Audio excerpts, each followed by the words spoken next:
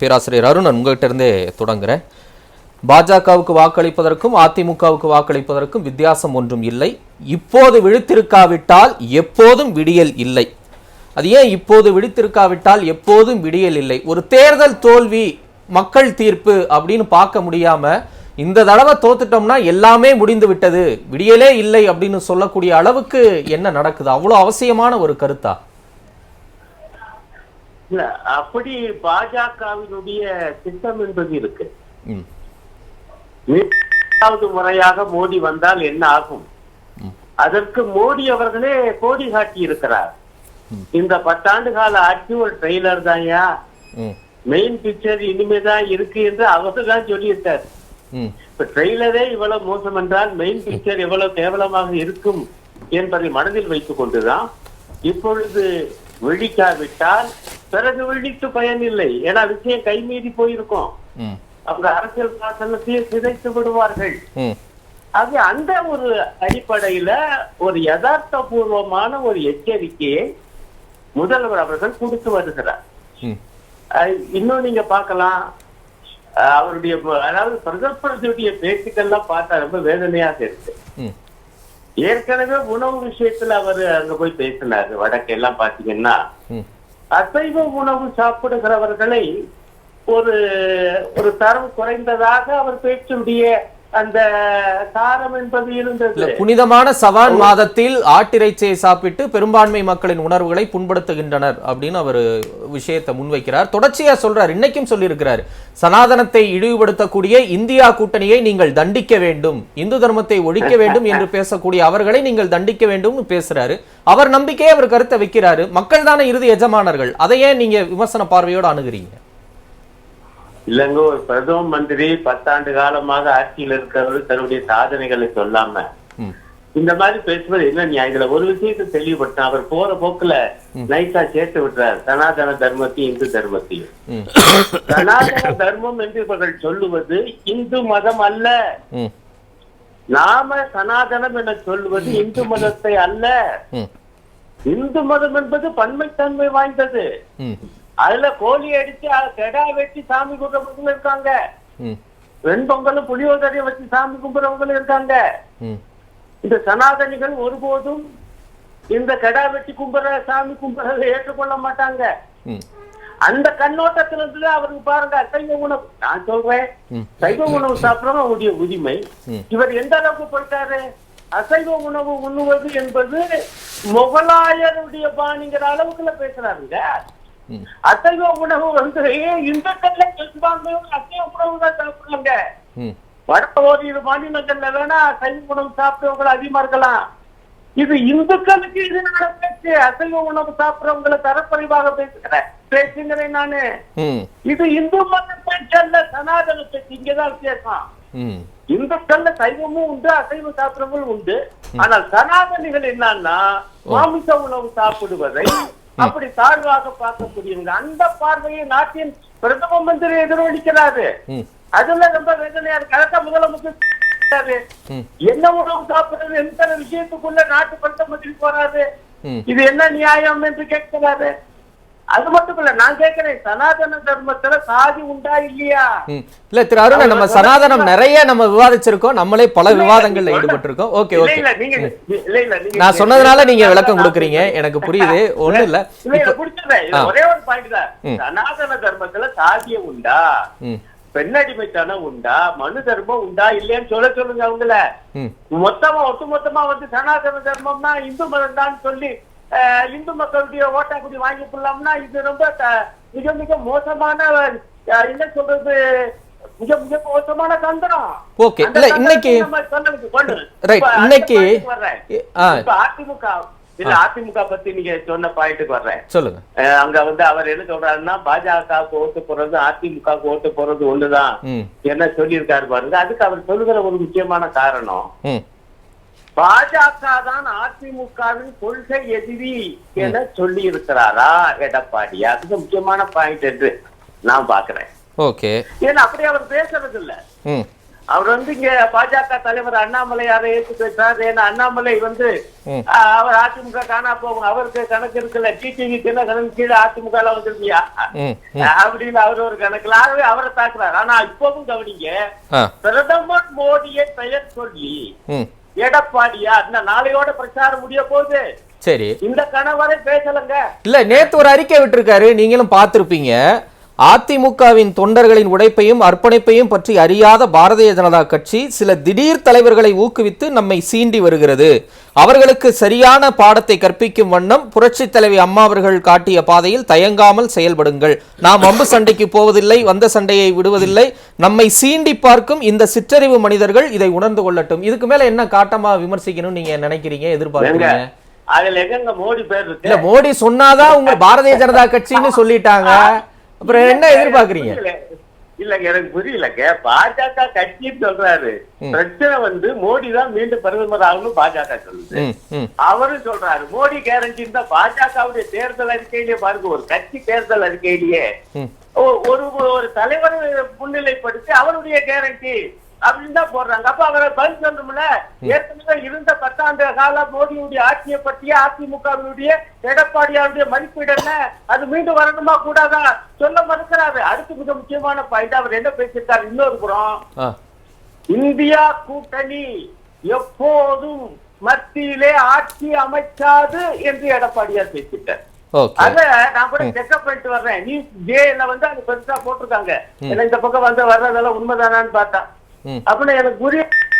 அப்ப அவர் விளக்குதான், இந்தியா கூட்டணி மத்தியில் ஆட்சிக்கு வர்றாருன்னா இப்ப யாரு வருவாங்கன்னு அவர் நினைக்கிறாரு.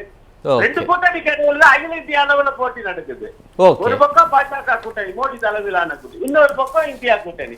இந்தியா கூட்டணி எப்போதும் மத்தியில் ஆட்சி அமைச்சாது எண்ணத்துல போட்டு போஸ்டரா போட்டுருக்குங்க. அப்படின்னா என்ன அர்த்தம், மீண்டும் பாஜக ஆட்சி வரணும் என்று சொல்றாரா, சொல்ல வர்றாரா? அப்படி என்றால் இது என்ன அர்த்தம்? அதனாலதான் அவர் சொல்றாரு பாஜக ஓட்டு போட்டா என்ன, அதிமுக ஓட்டு போட்டா என்ன, ஐயா ரெண்டு ஒன்னா தானே இருக்கு அப்படிங்கிறாரு. நன்றி, தொடர்ந்து பேசலாம். ஓகே, நான் மற்ற கருத்துக்களை வாங்கிட்டு நான் வரேன். பேராசிரியர் ஒரே ஒரு பாயிண்ட் முடிச்சிருங்க. அதே போல இப்ப நேற்று வரைக்கும் கூட வந்து பிரதமர் மோடி வந்துட்டு பேசிட்டு போயிட்டாரு.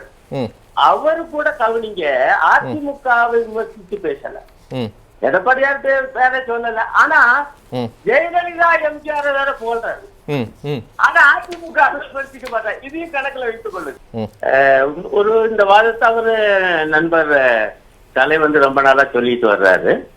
காங்கிரஸ் பாஜக ஒண்ணுதான் ஐயா, அது கூட புரிந்து கொள்ள முடியாதவங்களா கம்யூனிஸ்டுகள் மார்க்சியர்கள் இருக்காங்க என்பது அவருடைய கருத்து. ஆனால் வாழ்க்கை அப்படித்தான் இருக்குங்களாங்க. ஏங்க இப்ப அந்த வித்தியாசங்கள் இல்லையா? ஒண்ணும் இல்லைங்க. அதாவது ஜம்மு காஷ்மீர் என்கிற மாநிலத்தையே காலி பண்ணிட்டாங்க 4 வருஷமா. 370வது பிரிவு மட்டும் நீக்கல, ஒரு மாநிலமே காலி. அப்படி என்னைக்காவது மாநில அரசை டிஸ்கஸ் பண்ணிச்சு, 356 பயன்படுத்தி மாநிலத்தையே டிஸ்கஸ் பண்ணிட்டாங்க. இப்பதான் இந்த மாநில மக்கள் சுதந்திர காற்றை சுவாசிக்கிறாங்க, அதை சாத்தியப்படுத்தி இருக்கிறார் மோடி. இல்ல இது ஆபத்து. நாளைக்கு தமிழ்நாடுங்கிற மாநிலம் இல்லை, அது ஒரு 3 யூனியன் பிரதேசம். சொல்லிவிட்டு என்ன செய்வாங்கன்னா, இப்பதாயா தமிழ்நாடு மக்கள் சுதந்திர காற்றை சுவாசிக்கிறாங்க அப்படின்னு சொல்லுவாங்க. நம்ம அதையும் கேட்டுக்கிட்டு இல்ல, காஷ்மீர் தமிழ்நாடு ஒன்னா, காஷ்மீருக்கு தீவிரவாத ஆபத்து இருக்குல்ல, நம்ம எல்லா மாநிலத்தோட அதை ஒப்பிட்டு பார்க்க முடியுமா திரு அருணன்? ஏங்க அவங்க எது வேணாலும் எதோட கொண்டு பேசுவாங்க. ஒண்ணுமே இல்ல, ரொம்ப சிம்பிளா ஏதாவது ஒரு காரணத்தை சொல்லுவாங்க. அவங்க ஏற்கனவே பிரிவினைவாதங்கள் ஒரு வார்த்தை சொல்லிட்டே வர்றாங்க. அதெல்லாம் அவங்க ஏன் சொல்றாங்கன்னு நம்ம புரிஞ்சுக்கணும். அத ஒரு வார்த்தையை வச்சு விளையாட்டி காலி வெடிடுறாங்க, அவ்வளவுதான். ஆசீர்வாதம் வர அவர் முடிச்சிட்டோம். இருக்கு இப்பதான் இப்ப 2வது ரவுண்ட் இப்பதானே பேசுறேன் பாஜக நண்பரே. அதே போல கேரளா, ஐயோ கம்யூனிஸ்ட்களா அவங்களுக்கு தேசபக்தியே கிடையாது. அவங்க இருக்கிற கேரளா அத வந்து அந்த பக்கம் வடக்கு தெற்கா நீளமா இருக்கியா, நடுவுல 2ஆ போட்டு ஓட, அது ஒரு யூனியன் பிரதேசம் செய்ய மாட்டாங்களா?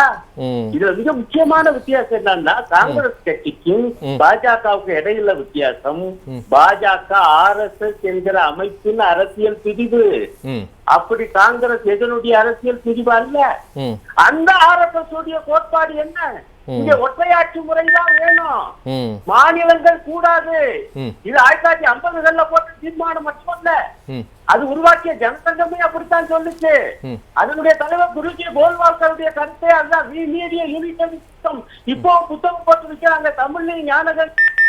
அதை நோக்கிதான் நான் ஏன் ஏன் சொன்னேன்னா, ஐயா இப்ப தயார் நாங்க ஆரம்பிக்கிறோம் ஜம்மு காஷ்மீர்ல மேல இருந்து, அப்புறம் நாளைக்கு வருவோம். இப்ப உதாரணமாக யாராவது எதிர்பார்த்தாங்களா? கடந்த காலத்துல நடந்துட்டுங்களாங்க 2 முதலமைச்சரை கைது பண்ணி உள்ள வைப்பாங்க. டெல்லி ஹைகோர்ட் சொல்லி அரவிந்த் கெஜ்ரிவாலை கைது பண்ணி இருக்கிறாங்க. நில முறைகேட்டு வழக்குல ஹேமந்த் சோரனை கைது பண்ணி இருக்கிறாங்க. அப்போ ஊழலை ஆதரிக்கிறீர்களா நீங்கள்? அவர் தினம் கேட்கிறாருலங்க. நான் வர்றேன்.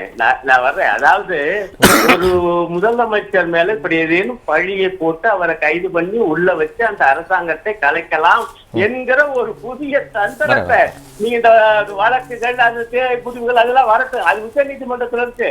டெல்லி உயர் நீதிமன்ற தீர்ப்பெல்லாம் நானும் பார்த்துட்டேன். உச்ச நீதிமன்றம் சொல்லட்டும். அது அவங்க எந்த அளவுக்கு அதே போல ஆளுநர்களை வச்சு இவ்வளவு மறைக்கினது. இப்ப நாளைக்கு என்ன தெரியுமா ஆபத்து? ஒரு முதலமைச்சர் மீது ஒரு குற்றச்சாட்டை வைக்கியா, அங்கவே அவர் அரெஸ்ட் பண்ணியா, அரெஸ்ட் பண்ணுன்னா அந்த முதலமைச்சர் ராஜினாமா பண்ணணும்னு அங்கே வந்து குழப்பம் வரணும். குழப்பம் வந்து இன்னொரு அரசு அமையலை, நாங்க என்ன செய்வோம், அதை வந்து காலி பண்ணுவோம். அப்ப கவர்னர் ஆட்டும். அதை விட ரொம்ப முக்கியமான 2 பாயிண்ட் காங்கிரஸுக்கும் பாஜகவும் 2-1 எவ்வளவு சுருக்கமா சுருக்கமான அவ்வளவு பேரும் பேச விட்டீங்க. நாங்க 2 பேர் தான் இருக்கோம், 3 பேர் பேசிட்டு இருக்காங்களே. முடிச்சிடறேன். ஒரே நாடு உங்களுடைய தேர்தல் அறிக்கையை பற்றி கோபனா சொன்னது முக்கியமான அம்சம் 2 அம்சம். ஒரே நாடு, ஒரே தேர்தல், ஒரே வாக்காளர் பட்டியல். இதனுடைய சூட்சம் என்ன தெரியுமா? ஒரே தேர்தல் தான் நாளைக்கு ஐயா ஒன்றிய அரசுக்கு, அவங்க பார்த்து சொன்னா மத்திய அரசுக்கு மட்டும் தாயா தேர்தல் என்பதை நோக்கி போவதற்கு தான் அதெல்லாம் ஏற்பாடு. ஏன் ஒரே வாக்காளர் பட்டியல்ங்கிறத புதுசா கேட்டுருக்காங்க. 2வது கொள்கையை பற்றி நிறைய பேசினாங்க. இப்ப பொது சிவில் சட்டம் அப்படிங்கறத கொண்டு வரதுலயே இவ்வளவு தீவிரமா இருக்குது. இப்ப இந்த தேர்தல் அறிக்கையில பழையபடி கொடுத்து வச்சிருக்காங்க.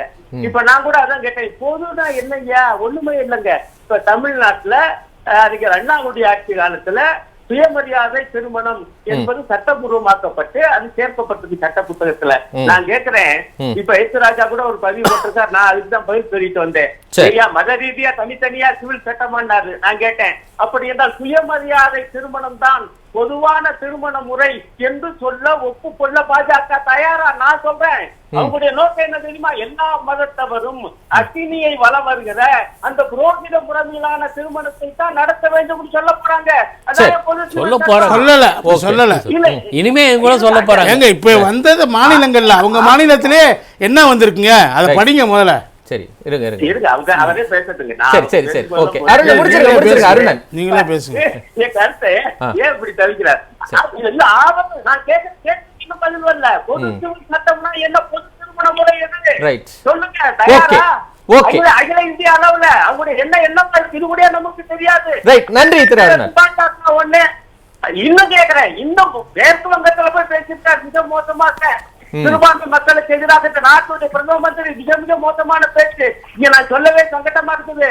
சரி, இதெல்லாம் மதச்சார்பற்ற அரசு என்பதை அவங்க ஒப்பு பண்ணாதவங்க, அதை போலில் சொல்லக்கூடியவங்க. ரொம்ப வேதனையா இருக்கு. பொது சிவில் சட்ட அரசியல் சாசனத்துல இருக்கு, அதெல்லாம் படிச்சோம். அது வழிகாட்டி நெறிமுறையில தான் இருக்கு. உடனடி சட்டமாக ஆக்கக்கூடாது அதுல போட்டாரு அம்பேத்கர். அதையும் சேர்த்து சொல்லுங்க. 2வது நான் கேட்ட அடிப்படையான கேள்வி, பொது சிவில் சட்டம் என்றால் எது போது சொல்ல தயாரா? பாஜக திருமணத்துல எது போது, விவாகரத்துல எது போது, வாரிசுல எது போது கொண்டு வரும்.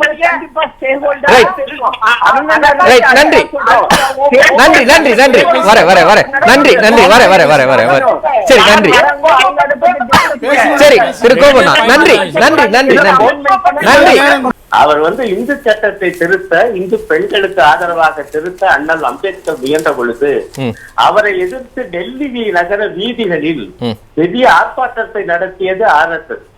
அவருடைய கொடும்பாவை எரித்தது. அதன் காரணமாகத்தான் அவர் சட்ட அமைச்சர் பதவியை ராஜினாமா செய்தார் என்கிற வரலாற்று செய்தி மிக மிக முக்கியமானது. ஒண்ணு. 2வது கேரளா பத்தி இங்க ரொம்ப வருத்தத்தோட பாய்ச்சி ரொம்ப கிண்டலா கேலியா பேசினார்.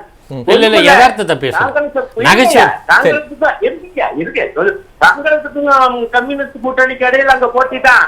ஆனா 2 பேருக்கு இடையில போட்டி. பாஜக வராது ஒரு சீட்டு கூட. இரண்டாவது அங்கதான் நாங்க வரோம். 5 சீட்டு மேல வரோம். நீங்க பாருங்க, 5 சீட்டு டெபாசிட்டே எடுக்கும். நானே சொல்றேன். ரைட், நன்றி நன்றி நன்றி விருந்தினர்கள் அனைவருக்கும் நன்றி. பார்க்கலாம் இன்னும் கொஞ்ச நாள் தான் இருக்கு, மக்கள் தீர்ப்பை பார்க்கலாம். நன்றி.